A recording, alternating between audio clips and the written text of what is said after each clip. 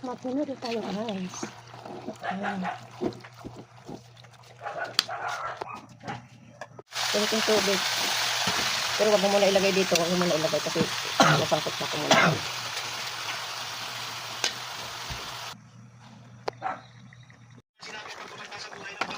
Liver spread. Wala kasing atayan. Ayaw ng mga kasama ko Hindi na. nakalabas ka kabe. Ayaw nila ng atay. Kung nakalabas Kahit ka kabe, yung mga meron. bata.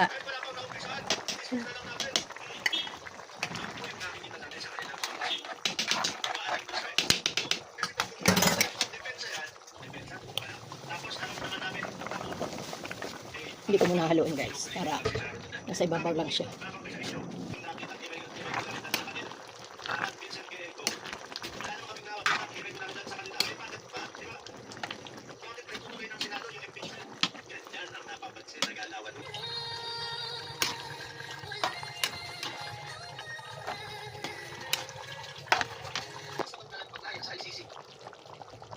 So, what a heartbreaking news.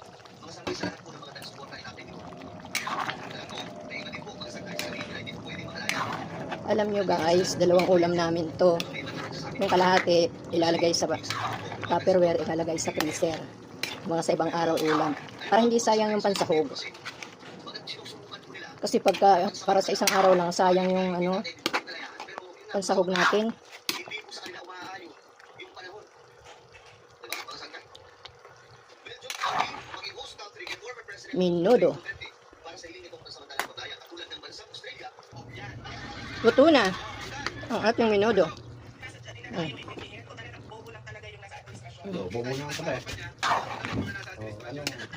Anong problema mo? Bobo pala eh.